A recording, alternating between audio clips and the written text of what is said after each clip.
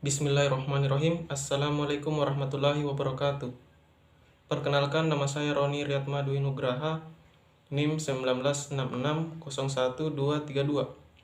Mata kuliah Manajemen Pemasaran 2, hari Kamis pukul 13.00, ruangan L202. Saya dari kelompok 6 akan memaparkan materi yang berjudul Dinamika Persaingan dan Menetapkan Strategi Produk.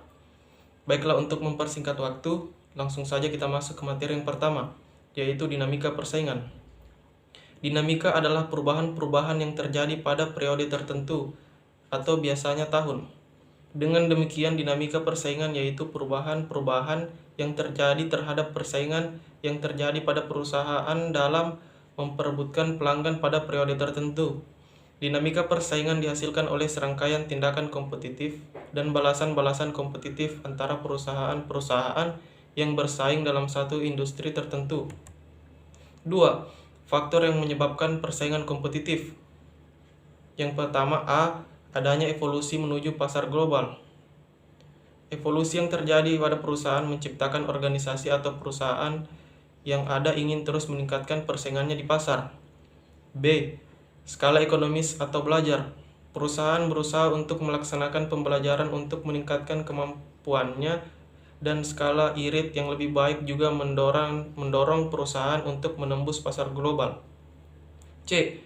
Kemajuan teknologi informasi menciptakan koordinasi antara pasar menjadi lebih mudah.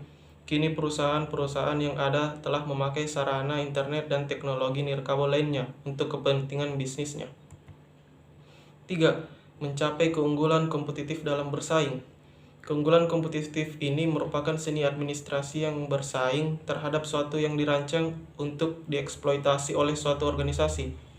Alasannya, keunggulan kompetitif simpel mengalami pengikisan akhir tindakan para pesaing. Kita perlu memahami beberapa hal sebagai berikut. Yang pertama, pahami lingkungan persaingan. Yang kedua, kenali pesaing. Yang ketiga, gunakan strategi pemasaran. Yang keempat, tonjolkan produk Anda. Yang kelima, implementasi dan strategi. Dan yang keenam, evaluasi hasil. 4. Strategi produk. Strategi produk dimasukkan untuk mempengaruhi konsumen, baik dalam jangka pendek maupun dalam jangka panjang. Aspek yang paling menentukan dalam merancang strategi produk melibatkan analisis hubungan konsumen produk. Artinya, afeksi, kognisi, dan perilaku konsumen berkait produk dan lingkungan harus dipertimbangkan dengan cermat dalam memperkenalkan produk baru dan harus dipantau sepanjang siklus hidup sebuah produk. Siklus hidup produk sendiri yakni dari perkenalan, pertumbuhan, kedewasaan, dan penurunan. Maka agar tidak terjadi penurunan sebuah produk, maka dibuatlah strategi produk yang tahap-tahapannya meliputi strategi penerapan harga, penetapan merek, strategi distribusi, dan yang paling penting manajemen waktu. 5. Penetapan strategi produk. A. Penetapan harga. Strategi penetapan harga ditentukan oleh keputusan manajemen tentang bauran produk, kualitas produk, dan merek produk. Strategi distribusi juga mempengaruhi pilihan mengenai bagaimana harga akan berhasil di dalam kombinasi strategi periklanan dengan armada penjualan. B.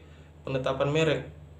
Kepemilikan citra yang kuat memberikan beberapa keuntungan bagi suatu bisnis. Citra merek mampu membedakan produk kita dengan produk pesaing. Keunggulan bersaing pun tercipta, dan merek yang dikenal konsumen mendorong terjadi pembelian ulang. C. Strategi distribusi. Customer service melayani aktivitas-aktivitas permohonan spesifikasi produk, permohonan rincian, pemrosesan pembelian, penyelidikan status pesanan, dan layanan garansi. Pengelolaan customer service penting dipandang sebagai bagian strategi pemasaran. D. Manajemen waktu. Manajemen waktu adalah perencanaan, pengorganisasian, penggerakan, dan pengawasan produktivitas waktu.